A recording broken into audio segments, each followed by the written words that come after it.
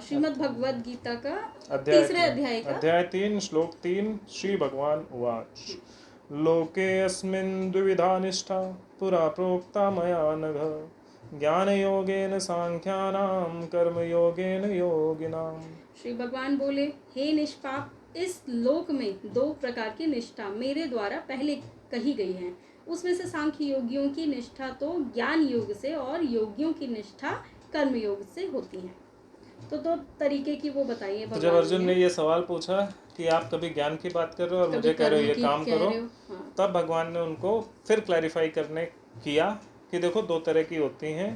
एक सांख्य योगियों की होती है जो ज्ञान पर आधारित होती है, जिसमें साधना का मेन वो होता है, और दूसरी कर्म योगियों की होती है जिनको कर्म के द्वारा अपना वो करना होता है। तो उनका कर्म किस हिसाब से होता है, धर्म के अनुसार अगर वो कर्म करते हैं तो उस हिसाब से उनको भगवत प्राप्ति होती है। और दूसरे वो होते हैं जो सांख्य योगी होते हैं जिनको किसी चीज़ से फर्क नहीं पड़ता दुनिया में क्या चल रहा है, वो सिर्फ भगवत प्राप्ति के लिए भगवत का साधना करते हैं और बस उससे वो पहुंचते हैं वहाँ तक। तो साधना भी लेकिन ऐसी बस नहीं होती, साधना इज अ टफ थिंग कि उसके लिए आपको पूरी तरह से बॉडी को साधना अपने में क्या होता है, साधना में बॉडी को अपने जीवात्मा के हवाले करना पड़ता है, संसारिकता से छोड़कर। किसको?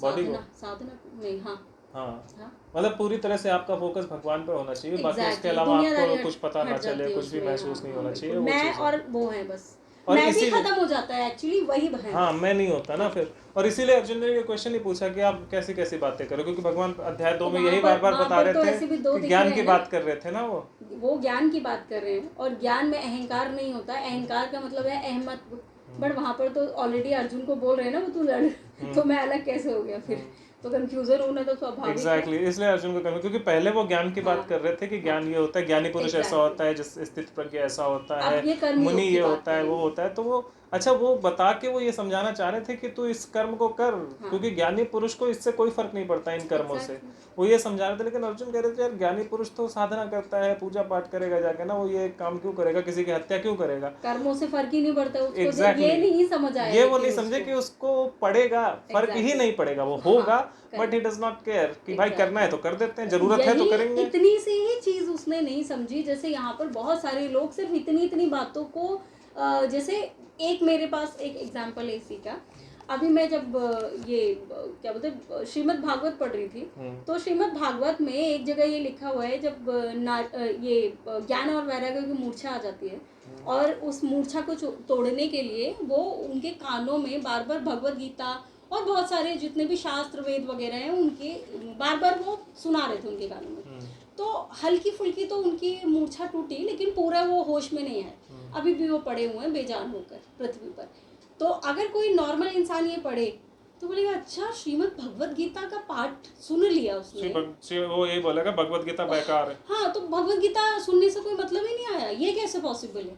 बट मुझे समझ आया उसका क्या मतलब था, है कि नहीं।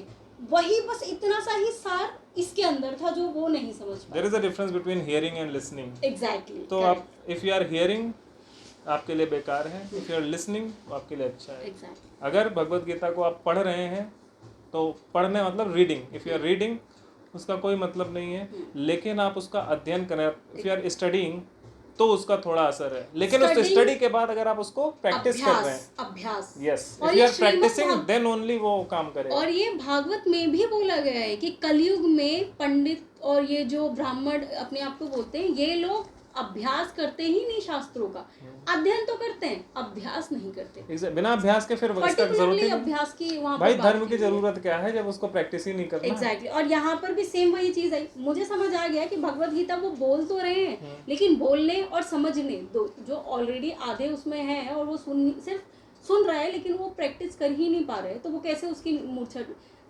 आपने कुछ सुना तो उसके बाद उसका अभ्यास करना भी तो जरूरी है, आप रियल लाइफ में उतारना भी तो ज़रूरी है, दिमाग में लेना भी तो ज़रूरी है। आपने वो चीज़ ली ही नहीं है। एक तरीके से दूसरा एग्जांपल इसका मुझे ऐसा लगा कि आप बिल्कुल जो बंदा बिल्कुल लिप्त है एकदम मोह माया में, और उसके कान में आप 2 वर्ड बोल के चले जाओ भगवद गीता के, उसको कुछ नहीं समझ आएगा। कर्म ही पूजा है। कर्म ही पूजा है। कितनों को समझ आता है? मानव सेवा ही माधव सेवा है। कितनों को समझ आता है? अहिंसा परमो धर्म। कितने समझ, आप बताओ। और बताओ, बहुत सारे ऐसे जिसका सबका गलत मतलब, बहुत सारे, सबका गलत मतलब निकाला हुआ। आप सोचो, क्योंकि आपने पढ़ा लेकिन आपने अध्ययन तो किया, अभ्यास नहीं किया, उनको और आता ही नहीं है, उनको Exactly. पता ही नहीं, उनसे होता ही नहीं है। और श्रीमद् भागवत में ये चीज इतने अच्छे से सबसे, मतलब जब मैंने पढ़ा तो वहां पर सबसे ऊपर ही नारद जी ने ये बोला कि कलयुग में जो लोग ऐसे ऐसे हैं, वो पंडित जो हैं वो दूसरों के घर जाते हैं, लेकिन वो सिर्फ दक्षिणा लेने जाते हैं। उनका जो दान पुण्य जो होता था वो सब बंद हो गया। अब सब दक्षिणा के ऊपर, दक्षिणा भी ऐसे नहीं कि आप जो दोगे चलेगा, वो कमाने, क्या बोलते हैं उसको, धन उपार्जित करने के लिए, धन उपार्जन करने के लिए जाते हैं। तो ये सारी चीजें श्रीमद् भागवत में भी लिखी हुई है, जिसको लोग बहुत परम, इससे भी चलो भगवत गीता से भी ऊपर मान लो, तो भी उसमें भी वही चीज लिखी है जो इसमें लिखी हुई है। तो पता है उसको लोग क्यों मानते हैं? हाँ। क्योंकि उसमें लास्ट में भी नारद जी ने कहा है कि वो पंडित होते हैं, इसलिए वो मानते हैं। अच्छा। लेकिन भगवत गीता में भगवान कृष्ण ने सीधे बोल दिया है कि ब्राह्मण तो वही है जिसके अंदर ब्रह्म को प्राप्त करने की या तो अभिलाषा है या तो ब्रह्म को प्राप्त कर चुका है। हाँ। यहाँ पे भगवान ने सही सही बता दिया, वो कैसे मान ले? तो वहां पर भी नारद जी ने सही बताया, सही कि बताया, लोग सही बताया, कहने लेकिन के हाँ, लिए सही पंडित बताया, है, लेकिन अब exactly. उनको एड्रेस कर्म करने में के लिए नहीं। बोलना था, तो उन्होंने बोल दिया कि ये जो होंगे। हाँ। नहीं, उन्होंने बोला कि जो पहले के जो पंडित थे आज के टाइम में वो ये कामों में लगे हाँ, हुए हैं। एक्चुअली वो कुल की बात कर रहे थे, Exactly, परिवार की कुल, बात कर रहे exactly थे, वही, वो कुल उसकी की बात बात, नहीं कर रहे थे कि जो पंडित बंदा रह ही खुद नहीं को, गए वो। हाँ, हाँ। वो उस कुल की बात कर रहे थे कि जो पंडितों के परिवार में पैदा हुए हैं, जो ब्राह्मणों के परिवार में पैदा हुए हैं, वो इस तरह के होंगे। हाँ। लेकिन लोगों को ऐसा लगा कि जो पैदा हुए वो हैं तो पंडित ही हों कैसे भी, हाँ। वो रहेंगे ब्राह्मणी। जबकि बट जब वो भगवत गीता को पढ़ेंगे तो उनको पता चलेगा कि ब्राह्मण होने के लिए आपके अंदर कुछ गुण होने आवश्यक हैं, बिना उसके आप नहीं हो और सकते। इसका एक और एग्जांपल देती हूँ। जब उन्होंने बोला कि आकाशवाणी हुई कि आपने क्वेश्चन तो बड़ा मतलब जब वो उन्होंने बोला कि ये तो मूर्छा इनकी टूट ही नहीं रही है, तो आप कैसे होगा, तो उन्होंने आकाशवाणी हुई कि आपने वो तो अच्छा सोचा, अच्छा है, और आप क्योंकि ये चाहते हो कि मैं कैसे भी करके इनकी मूर्छा तो मैं तोड़ूंगा, तो आपने ये डिसीजन भी अच्छा लिया है, लेकिन इसके लिए आपको कर्म जो करना है उसके लिए आप, हम मतलब देवता आपके साथ है, भगवान आपके साथ है। तो अब वो बोलते हैं किसको बोले? नारद जी को, आकाशवाणी हुई ऐसे। ठीक।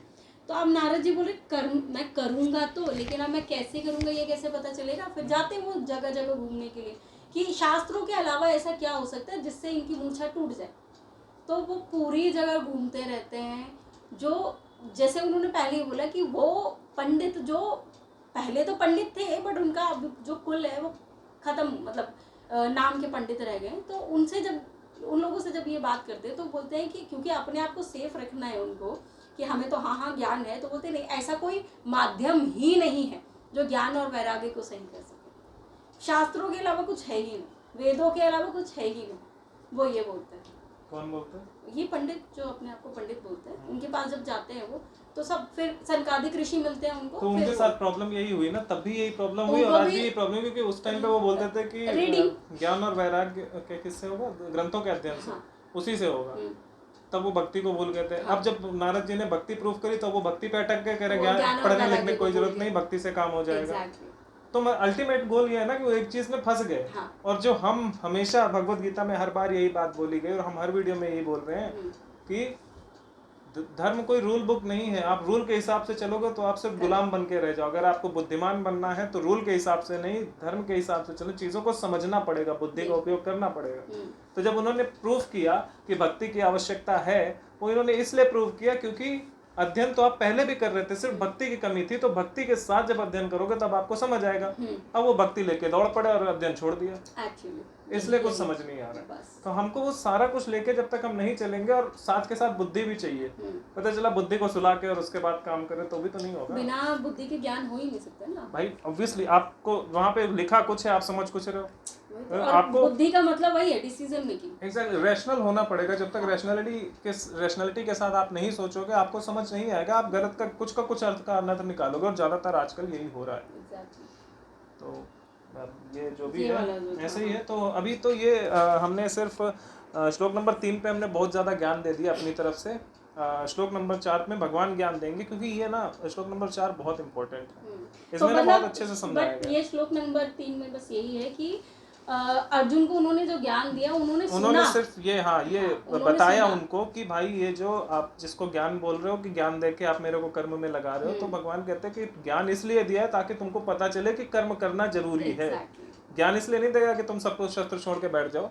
ज्ञान इसलिए दिया है क्योंकि आप जो हो, आप कोई सन्यासी नहीं हो, कोई बाबा नहीं हो, तो आप कर्म करो, धर्म के अनुसार करो, और समझो कि ज्ञानी पुरुष किस प्रकार आचरण करता है। किसी भी कर्म को करने के बाद, किसी की भोग को भोगने के बाद उसकी क्या स्थिति होती है, उसको समझो और उसके बाद अपना कर्म करो जो आपका धर्म है। धर्म युक्त कर्म करना है, कुछ भी नहीं करना है। तो भगवान ये उनको समझाते हैं और उनको बताते हैं कि दो तरह के जो वो होते हैं निष्ठाएं होती हैं। ज्ञान योगियों की ज्ञान की निष्ठा होती है, साधना होती है, ये सब होती है, और कर्म योगियों को कर्म करना पड़ता है धर्म के अनुसार, वो बताते हैं। और उसके बाद वो एक्सप्लेन कर रहे हैं चौथे श्लोक